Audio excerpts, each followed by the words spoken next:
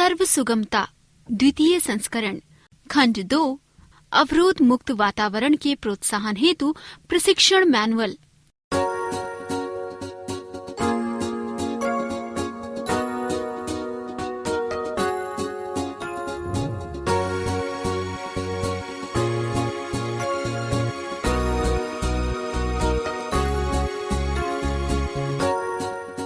इस पुस्तक का ध्वन्यांकन विशेष रूप से दृष्टिबाधित पाठकों के लिए rehabilitation society of the visually impaired के सौजन्य से आरएसवीआई स्टूडियोज में किया गया है।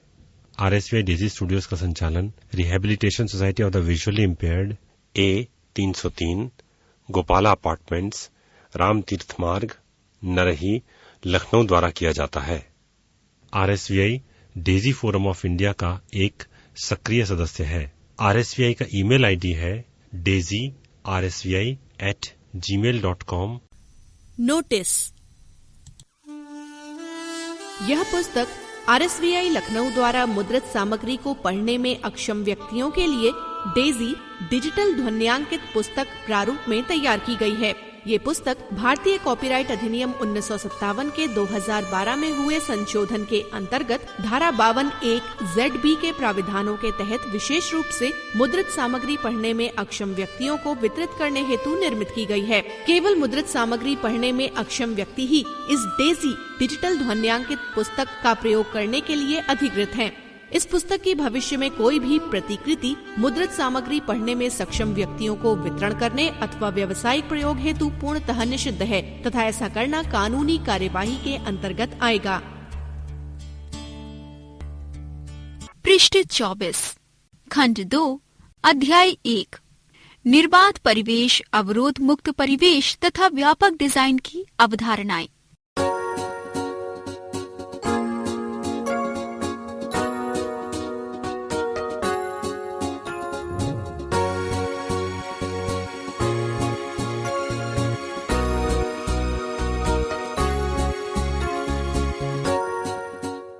सामान्य नियोजन तथा डिजाइन हेतु विचार। किसी निर्मित परिवेश का कोई भी भाग इस तरीके से डिजाइन नहीं होना चाहिए जिससे लोगों का कोई समूह उनकी विकलांगता या कमजोरी के आधार पर अलग न हो जाए। लोगों का कोई समूह पूर्ण भागीदारी या निर्माण के पूर्ण आनंद से वंचित नहीं रहना चाहिए। साथ ही वो किसी प्रकार की विकलांगता या अन्य कारण से औरों से कम नहीं अनुभव करे। संयुक्त राष्ट्र द्वारा स्वीकृत लक्ष्य को प्राप्त करने के लिए कुछ निश्चित मार्ग निर्देशों व सिद्धांतों का पालन करना चाहिए। क इमारत के सभी स्थानों तक पहुंचना संभव होना चाहिए। ख निर्मित इमारतों के सभी स्थानों पर प्रवेश संभव होना चाहिए। ग इमारत के अंदर सभी सुविधाओं तक पहुंचना, प्रवेश करना व उपयोग करना संभव होना चाहिए तथा इसमें किसी को दया का पात्र नहीं बनना चाहिए। भौतिक नियोजन तथा डिजाइन। ये मौलिक निर्देश सिद्धांत भौतिक नियोजन व डिजाइन के समय विचार करने की सामान्य आवश्यकता पूरा करते हैं। इन आवश्यकताओं का सारांश इस प्रकार है। सुगमता।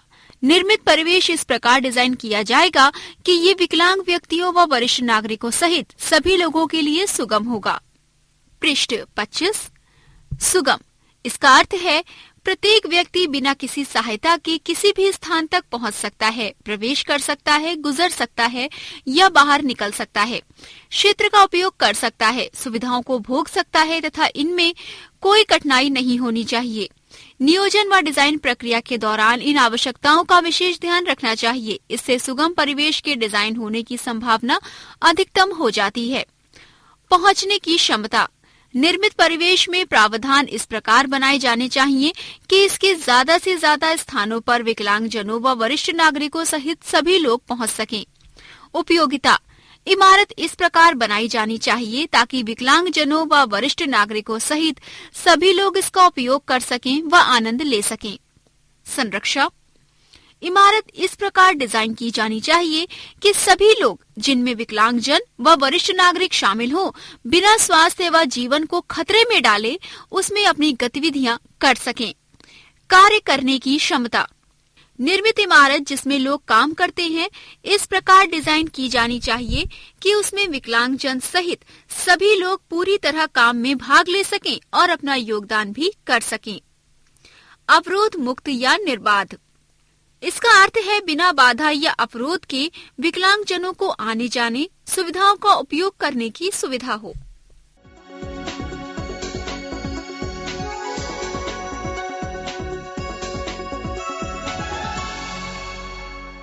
पृष्ठ 26 अध्याय 2 मौलिक सुगमता संबंधी विशेषताएं समझना।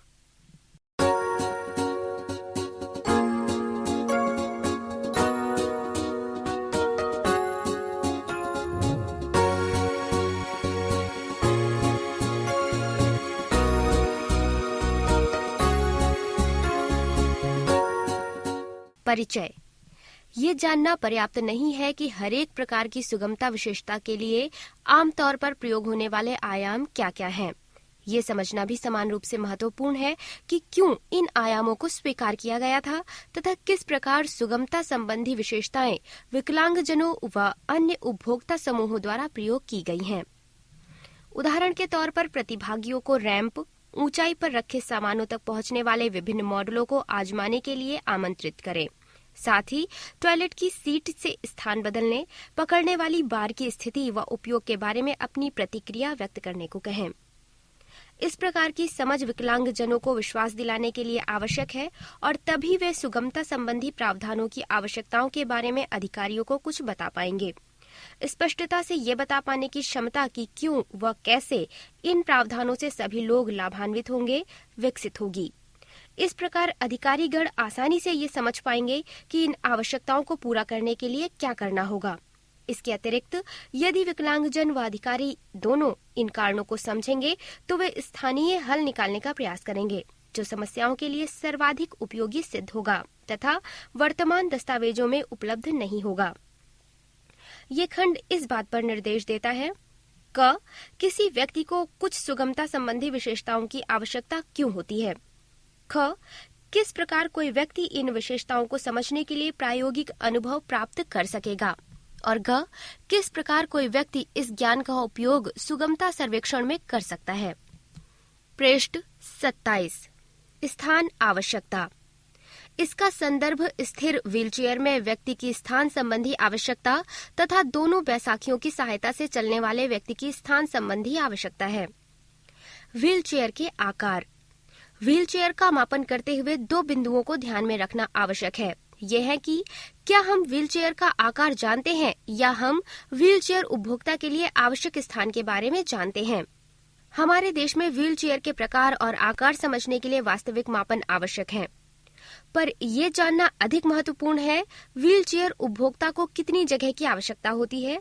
उसे व्हीलचेयर आगे पीछे करने, घुमाने के लिए निश्चित स्थान की आवश्यकता होती है। व्हीलचेयर का मापन किस प्रकार किया जाए। बाएं व्हील के बाहरी रिम से दाएं व्हील के बाहरी रिम तक नापें। मापने वाले टेप को व्हीलचेयर के स्पोक के बीच से सीट के नीचे के स्थान से ले जाएं। फुटरेस्ट के किनारे से बैक व्हील के दूरतम किनारे तक मापें। व्हीलचेयर उपभोक्ता के लिए आवश्यक स्थान को कैसे मापें। व्हीलचेयर उपभोक्ता से कहें कि वो अपनी बाहों को ढकेलने की स्थिति में रखे तथा एक कोहनी से दूसरी कोहनी के बीच की दूरी मापें। फुट के किनारे से बैक व्हील के दूरतम किनारे तक की दूरी मापें। ये ध्यान दें कि ज्यादातर स्थितियों में जब पैर फुट रेस्ट पर होता है तो फुट यानी पैर का हिस्सा फुट रेस्ट से बाहर होता है। इसके अलावा कुछ व्हीलचेयर उपभोक्ता अपने पैर फुट रेस्ट पर नहीं रख पाते हैं। पृष्ठ 28 व्हीलचेयर उपभोक्ता के लिए आकार में वास्तविक व्हीलचेयर का आकार तथा अतिरिक्त स्थान जो व्हीलचेयर के हाथों को सुरक्षित रूप से रखने के लिए स्थान शामिल होता है। एम्बुलेंट विकलांग व्यक्ति के लिए स्थान मापन के लिए दोनों बैसाखियों के प्रयोग के दौरान किनारों के बीच की दूरी मापी जाती है। साथ ही उनके दैनिक जीवन में विविध प्रकार के उपभोक्ताओं द्वारा व्हीलचेयर व अन्य सहायक उपकरण किस प्रकार उपयोग किए जाते हैं, इस पर ध्यान दें।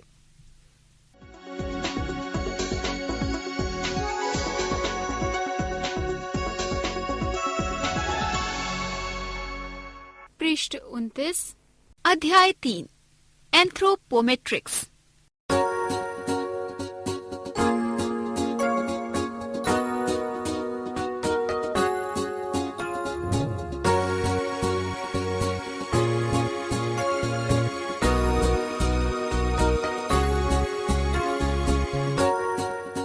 क्षेत्र। इस अध्याय में जो माप दिए गए हैं उन्हें विकलांगों के लिए सुविधाओं व उपकरणों की डिजाइन करने के लिए प्रयोग किया जा सकता है। स्थान की छूट। जो लोग चलने फिरने के लिए उपकरणों जैसे व्हीलचेयर, बैसाखियों, वॉकर आदि का उपयोग करते हैं तथा वे जो अन्य लोगों की सहायता लेकर चलते हैं के लिए पर्याप्त स्थान छोड़ना चाहिए। यहाँ पर कुछ चित्र प्रदर्शित किए गए हैं, जैसे एकल व्हीलचेयर उपभोक्ता के लिए न्यूनतम स्पष्ट चौड़ाई, 2 व्हीलचेयर के लिए न्यूनतम स्पष्ट चौड़ाई तथा बैसाखी उपभोक्ताओं के लिए न्यूनतम आकार संबंधी आंकड़े। पृष्ठ 30। यहाँ पर क्रमशः 2 चित्र हैं। चित्र नंबर 1 में एकल व्हीलचेयर के लिए न्यूनतम स्पष्ट स्थान को दर्शाया गया है तथा चित्र 2 में छड़ी अथवा सफेद छड़ी लेकर चलने वालों के लिए आकार संबंधी आंकड़ों को दर्शाया गया है। प्रोट्रूडिंग वस्तुएं। प्रोट्रूडिंग वस्तुएं जैसे दिशा सूचक चिन्ह, पेड़ की शाखाएं, तार, रस्सियां, सार्वजनिक टेलीफोन बूथ, बेंच, सजावटी फिक्सचर इस प्रकार लगाए जाने चाहिए कि वे दृष्टिबाधित व्यक्तियों की केन के दायरे में आ जाएं। नेत्रहीन या दृष्टिबाधित व्यक्तियों को चेतावनी देने के लिए अवरोध सीढ़ियों या लिफ्ट से पूर्व होना चाहिए। चलने के रास्ते, हॉल, कॉरिडोर रास्ते, आइसल्स या अन्य पहुंचने के स्थानों पर सिर के ऊपर स्पष्ट पर्याप्त खाली स्थान होना चाहिए ताकि टकराने का खतरा न्यूनतम हो। पृष्ठ 31। इस पृष्ठ में क्रमशः 2 चित्र हैं। चित्र नंबर 1 में स्वतंत्र रूप से खड़ी चीजों को दर्शाया गया है तथा चित्र 2 में सिर के ऊपर के खतरे को प्रदर्शित किया गया है। पहुंच आवश्यकता।